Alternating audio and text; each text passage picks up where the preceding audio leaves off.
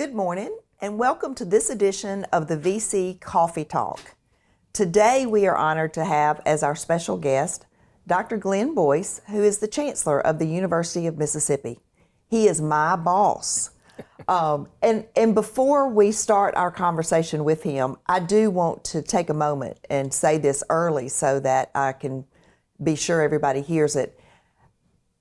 I have noted in many instances the extra effort that he has made when having the opportunity to have a public conversation, whether it is with alumni, with donors, with politicians, with students, the extra efforts that he has made to say positive things about the medical center, to be our champion and our cheerleader.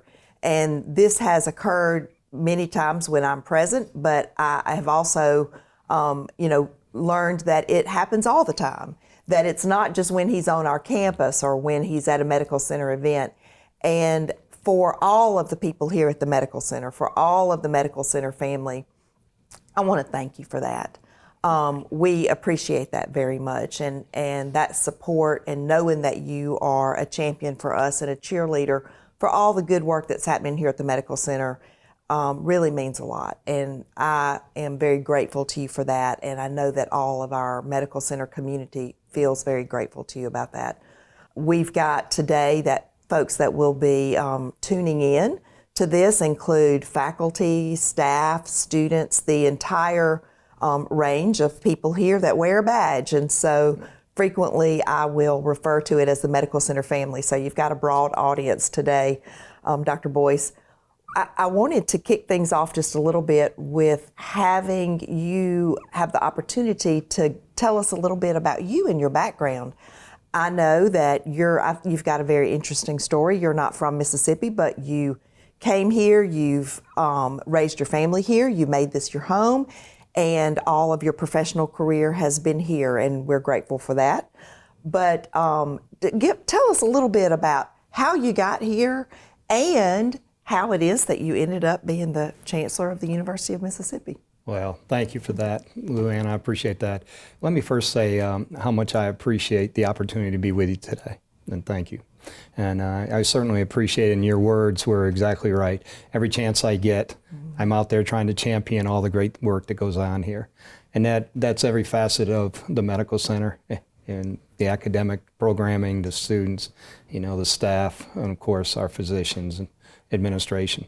And I do want you to know that before I get into your question, that I've been blessed to work with the administration of this medical center for almost 8 years now, including my position as Associate Commissioner and Commissioner. And you've had some of the most wonderful people to work with, I can tell you. And some of them are gone now, Dr. O'Mara and Dr. Didlake and, some really, really special people. And they were special people in my life in many ways. Matter of fact, Ralph and I were in Sunday school together for years and so on and so forth. And so it was a great joy to be able to work with them throughout my career. So, I appreciate that. Yeah, I grew up in upstate New York, and I was a first generation college student and made my way down to Mississippi through some interesting circumstances. I was an athlete in college and really wanted to do something else with my life and wasn't experiencing the greatest of situations and decided I'd go south to school and get out of the snow belt. It was cold where I grew up, and it was cold many times throughout my life, and so I thought, well, I'll just go down south. And since I had to pay my own education, that was something that that I don't ever begrudge, but I did. The price of coming to school in the South was the most important factor. And even back then, way back in the late 70s, the cost to come to Mississippi to school versus Florida and other southern schools was much more reasonable. And so I simply picked up a catalog in the library. And kind of a funny story is when I talk to students about my history and my story, and I do tell them because I want them to understand that I trusted a voice at the other end of the phone in order to come to the University of Mississippi, and that trust, I hope, is still prevalent today, and I feel like it is in our university and certainly here at the medical center. And so I was looking at schools to go to, and I pulled out a Mississippi catalog in the library, and they always go, Chancellor, what's a catalog? They have no idea what a catalog is. And I said, well, back in the day. Back in the day. So anyway, so that stop explain that. So anyway, so then I was looking at the cost, and I go, wow, I can go to Mississippi as cheap as I could stay in New York and go to a university. And so I called down that afternoon. I get a voice at the other end of the phone that says, yes, do you have a 2.0? And I said, yes, I do. Great, bring a copy of transcript and checkbook, come on down. I'm thinking, wait a second, I come 1,400 miles, I pay my own education. Are you sure you got a place for me? And the lady goes, I'll never forget this conversation. It's one of those things that obviously you don't forget in life. And she says, we've got room at spring semester. Well, I didn't know what that meant. I didn't realize that you lose students in the fall, and then spring opens up some opportunities for other students. And so I said, okay. I called back an hour later because I think I've got misinformation. And sure enough, lady gives me the same information. So I load my car, and I probably can't even spell Mississippi at that point, and I head south. Okay, and I roll up into Oxford, into Ole Miss, and from that point on, that university drove literally the trajectory of my life. And that's why I love that university so much. It's why, I love being a part of the medical center. And that's why my wife and I have such a passion for what we do for it and our lives there. All three daughters have degrees from there. Mm-hmm. And so in turn, I credit them with, they always talk about first generation students and how you have the opportunity to change the trajectory of your life if you'll just complete and keep moving. Well, there's a real truth to it. And I went back and got my doctorate from there, and the rest just kind of took off. But I also have spent all 40-some years here in Mississippi, and I'm proud of that. I really am. I'm proud of the fact that this is where we decided to make our home, and which, we had opportunities to make our home all over the country, and we decided we'd stay right here, and it's been a great ride. It was that Southern hospitality. It sounds like that opened the door and got this New York boy down here. And, I've seen the little saying, I wasn't born in Mississippi, but I got here as fast as I could. And so it sounds like that applies to you. I have that little saying right there in my office, so it's been in my office for many, many years. So, yeah, they might not have been able to understand the accent, but, it was good to get down here. And then, of course, I started my career, and I had kind of a non-traditional route, certainly, to being a chancellor, because I was in, all my career was spent here in Mississippi, and I was K-12 education for many years, about 19 years. And then, of course, I was in the community college sector for 14. And then I was in the commissioner's office and commissioner for 4 years, and 3 years as commissioner. And then, of course, now chancellor. So I've seen just about everything that Mississippi has to offer in terms of education.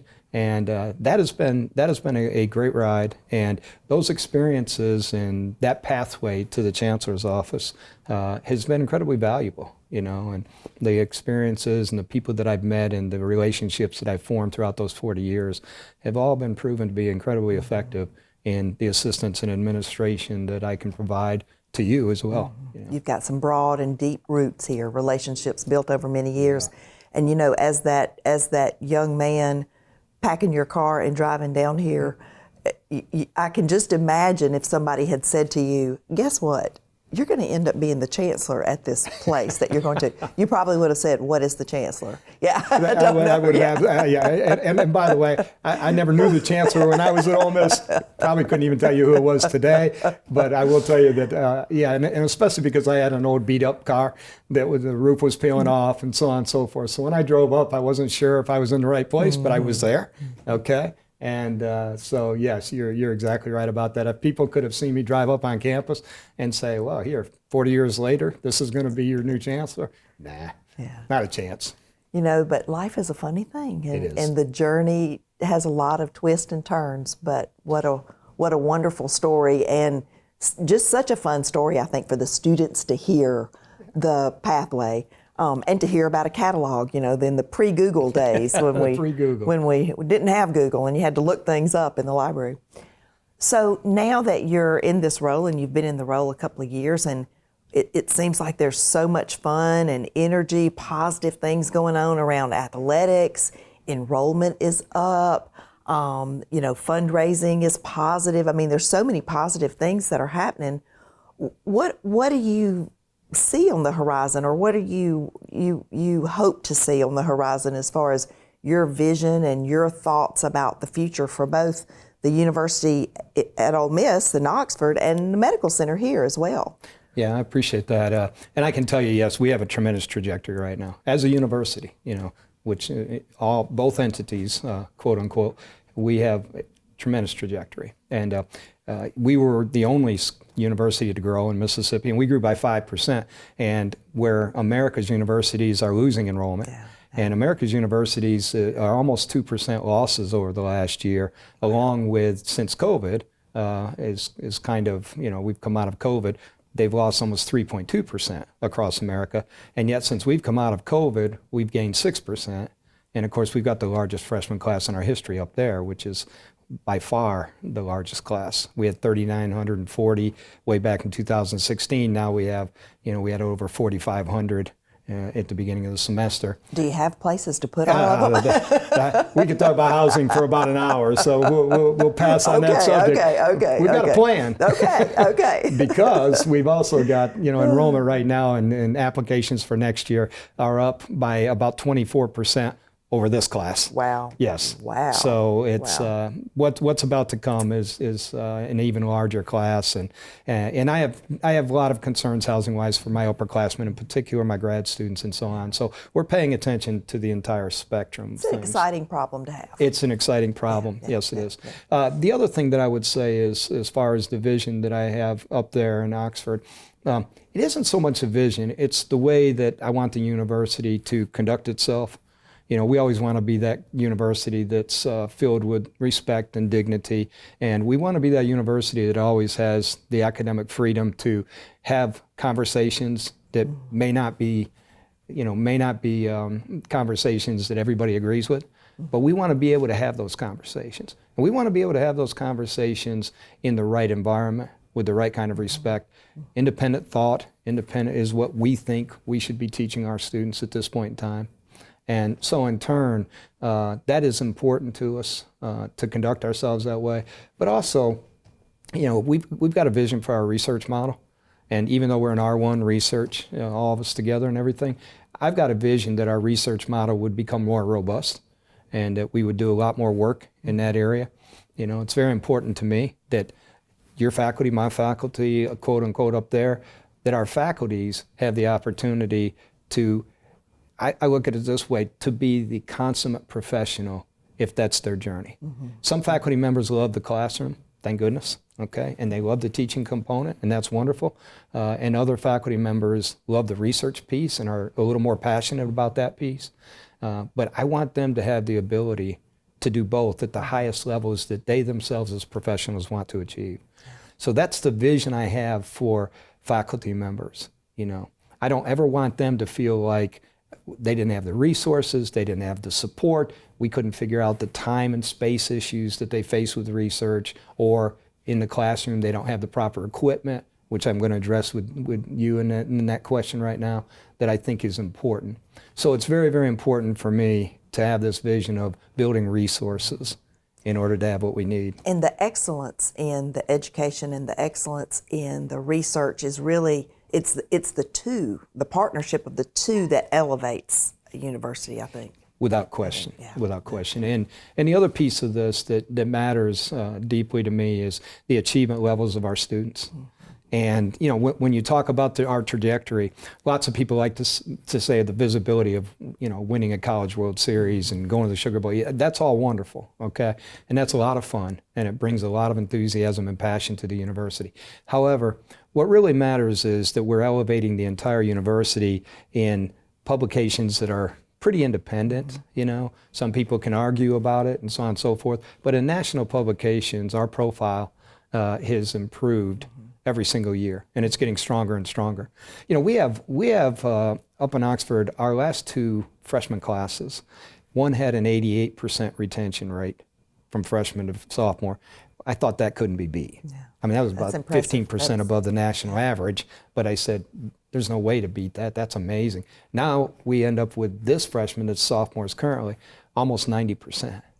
Yeah, that's just unheard of. It really is. And that's something that's driving the overall growth of the university. I will tell you that I have a vision that you and I share in common here. I follow your vision here. Make no mistake about it. You're the expert, and you're wonderful, and you know how I feel about you. But I follow your vision and try to support it in every way that I possibly can. And I see the work that's being done here, and even though I haven't had the opportunity to, COVID just kind of messed everything up as far as, my relationship with faculty and staff and physicians down here. And so, and that is what it is, okay? I've accepted that. I'm a very relational person, obviously, and so, I wish we could have spent more time together than what we've been able to out amongst, the people who are doing the really hard work. But my vision is as yours is that they would have the best equipment. They'd have the best opportunities for research. One of the things that does concern me is healthcare changes so rapidly, and you've done a great job training me, by the way, and teaching me about the difficulties in healthcare systems. And I'm learning every day. Yes, we're learning together. Yes, we are. We're learning together, and so I do understand that our students deserve to be brought up and to be trained and to be taught in the classroom, not just the new intellectual knowledge that's being created by research in the medical fields, but also by touching and working with the latest equipment. And that's being developed new almost weekly as we speak. And I understand that. And so when I look at, what quote unquote an advanced modern day operating room looks like, and I look at what we need and so on and so forth to be that advanced, those are things that are very, very important to me. And they're incredibly expensive, and I do understand that. And so, you and I working together, and I don't know if everybody knows how hard we've worked over the last couple of years in particular to try to make sure that, our government officials, our board, and other people understand, the need for these things and how important it is. And one of the things that is such a compliment to you and to Jimmy Keaton and to Dan and everybody that was running this place for all these years is, fortunately, our students stay at home. And I have to compliment the faculty here, the staff, the physicians.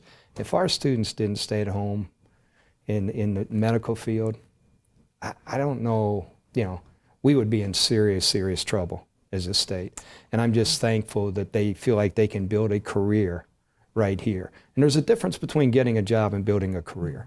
And that's what's I think significantly different about the medical profession in Mississippi versus many other professions. Lots of other professions, they can get a job, but our students, a lot of them don't feel like they can build a career. Right. Here, they know they can build a career when they graduate from our medical programs here. And it will become even more imperative, as you know, that as we wrestle with the problems and the challenges of rural Mississippi and healthcare and so on and so forth, that our students feel as though there's opportunity for them right here at home, and we keep as many as we possibly can at home. And I applaud you and everybody here for expanding our programs and the numbers and, medical professionals. Desperately needed. Thank you for that. I do think here at the medical center, there is a sense, and maybe culture is the word, I'm not sure what the right word is, that has been here for some time. It's not anything really new, but there is that sense of commitment to the health of Mississippians. Whatever your job or your role is here, there, I think is that belief that as the only academic medical center in the state, we've got an obligation and a responsibility to this state. And people buy into that and they believe it. And not everybody stays here. And sometimes they go out for part of their training and then come back. And that's okay. As long as in the end we get them back, and we certainly encourage that. We're proud of the track record there and of those outcomes and how many of our students are Mississippians in all of our schools and how much they feel that commitment to serve in this state, whether it's around here or somewhere else in the state. And that's, we try to continue to foster that, and we are awfully proud of that. Yeah. One of the things that you and I have talked about a fair amount and have tried to do, but schedules have not worked out, but is to have you come and speak to the faculty at one of the faculty meetings. So we'll still work on that in the future. Yes. But knowing that that's not at least scheduled right now for the next few weeks or months, and knowing that faculty and students and staff will all be tuning into this, Is there anything that you particularly, a message that you wanted to share with them? Anything particularly that you wanted to say, that I have not covered in a question, but just that you had in your mind to share with the Medical Center family? Well, the first thing is simply thank you. I mean, there's no way to put into words, what they do and how they take care of people and the importance of, their professions. And by the way, when I say their professions and the importance of, everybody here, no matter what their role is, plays a critical role in terms of, how we're perceived and what kind of care we can offer and what kind of support we can get. Because sometimes what people don't understand, and this is something you and I have worked very hard at, is how you build support in order to get the things you need to have what you and I envision, and that is one of the finest academic medical centers in America. I mean, it's not good enough for us. Look, we're the only one in Mississippi. It's not like we've got any competition there, right? That's right. I mean, for us, that's not good enough. And for us, it's not good enough, and I appreciate this about you deeply, and about your whole administrative team, by the way, and even the transitions that have taken place over the 8-9 years I've been a part of your life. Those transitions from tremendous administrative teams to today's team have been outstanding. So obviously something is being done right around here, because so many of them are being grown within, and then we're doing a great job with our searches, which is hard to do. So my message is to them is begin with thank you and all the gratitude in the world from our state. But also my message to them as well is, and you said it earlier, and it's very, very important, you have to have a certain attitude to want to be a medical professional, right? And at times you have to be a little bit firm, and you have to be strong. Make no mistake about it. It's not a profession where, emotionally you have to be strong, because you see a lot of things and you're involved in a lot of things that can be challenging, and can press your emotions throughout the course of your life. And so, it does take that as well. But the one thing that I see over and over and over, and this is the one thing that I would send a message to prospective students, who I talk with all the time. And I talk with students a lot, and so many of them want to have medical careers, and I'm proud for that, and I push them and tell them, yes, do this. But you have to have that empathetic heart, And that's one thing you and I talk about. I mean, you're there, and I always say, now wait a second, LouAnn, you can't save the world. And then you say, yeah, but I want to try. Do what we can. Yeah, Let's do what we can. Make it better than it was. Right. And, so we're going to leave it better than it is. And that's happening every day. Look, this UMMC is, if you have any kind of serious illness, there's only one place to come. I'm going to tell you.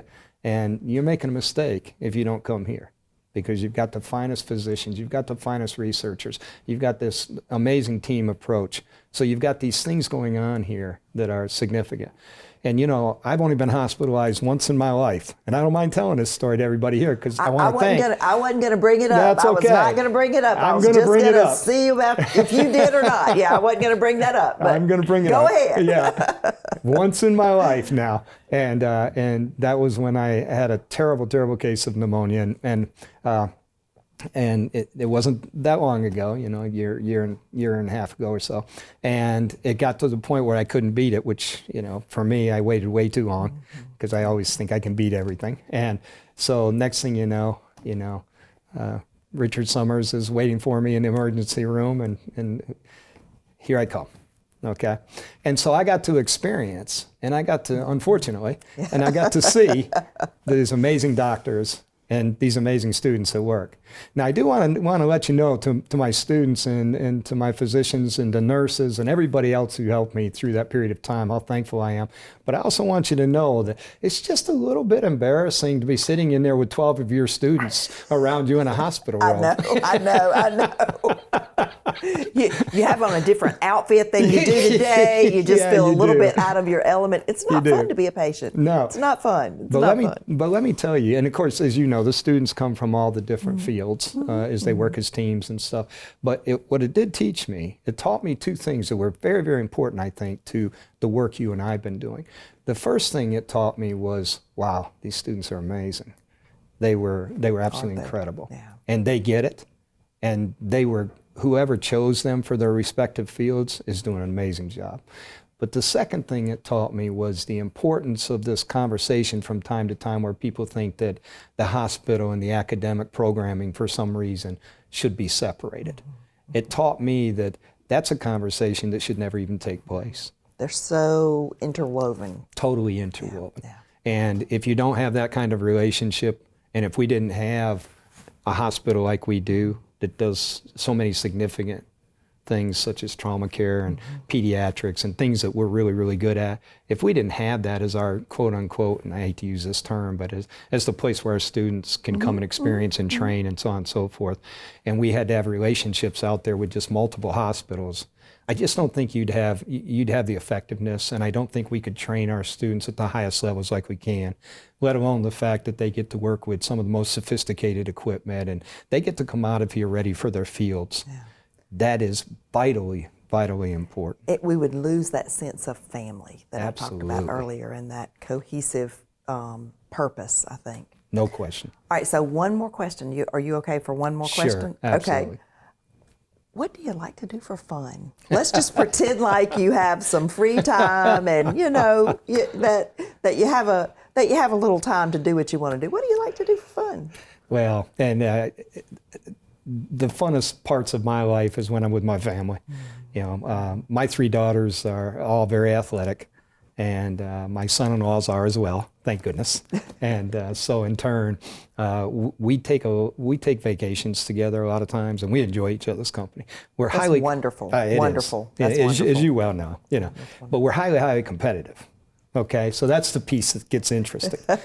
We can be playing a board game on the back porch, and it's going to get loud. Okay, and it's going to get competitive. But we love to ski. We love to go out to the mountains. I'm a big mountain guy. Of course, I grew up in what would be considered not really the mountains of New York, but certainly the hills and valleys of New York. And you never leave that where you can reach up and feel like you can touch the sky. Had some of the most beautiful lakes in all of America in the Finger Lakes region and so on. So you never lose that part of who you are, and you go back to your roots. And some people would say that I go back to my roots too often because I say what I want, and that's okay too. But I would say this: we vacation together whenever we can in the mountains, and we hike, and we love playing pickleball together. It's a great game, and we love playing that and competing there. And so if we can be together for a week, any place in the mountains, that's special. That's special. And that doesn't happen as often, and I've got a new granddaughter who's 18, 19 months old now, and that's been a new journey for my wife and I, and that is such a wonderful moments for us to spend time with her as well. So that's it for me. That's what I enjoy doing. And candidly, if I go ski by myself or something like that, or, there's just, even with my friends, I still miss my family. Yeah. Well, thank you. And thank you for being with us today. I want to say thank you for the support that you provide for me and for the medical center. It is very impactful and it's meaningful, and it does not go without notice. We appreciate your support and you being a champion for us like you are. And it was there even before you were a patient. It's been there all along. As you mentioned, even when you were the commissioner, you were a supporter of the medical center and a champion for us. And I do appreciate that. I'm glad we got to visit a little bit today and to have a chance for people to learn a little bit about you and hear about you and hear a message from you. So thank you for that. Thank you for being with us. Well, I appreciate that. I appreciate the opportunity. But let me close by saying this, that I think is very important. I'm not exactly sure. We keep working at this, and I think this always takes work, okay? But I don't know if everybody understands, in particular, the citizenry of the state, what would happen if we didn't have an incredible and tremendous academic medical center that is committed to excellence like this medical center is. If we just took it up and we just set it outside the state, what we would look like. And to say that its importance for our state could be overstated, nah. There's no way to overstate the importance of this place, the people who work here, our physicians, our researchers, our staff, everybody, as I mentioned, who works here. There's no way to overstate the importance of it. to how we in Mississippi move forward. Well, thank you. So, Thank you. and Thank that's you for that. And the one resounding message that I put out there.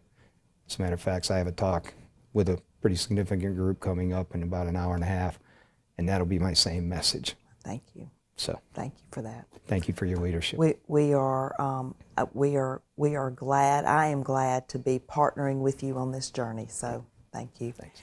And as we wrap up today, I just want to say to all of you watching and echo what Dr. Boyce said. And thank you for what you're doing. Thank you for what you're doing for all the people in Mississippi, our students. Thank you for what you're doing for our patients. Thank you for the work that you're doing to advance science here on the campus, and just everybody that it takes to have this machine run like it does. It's a big old machine. Thank you all for that. And especially during this holiday season, I know that you, Chancellor, probably won't have an opportunity for much downtime. You've got a busy schedule, but I hope that at some point everybody has the opportunity to rest and recharge and to kind of reflect and prepare for this upcoming year.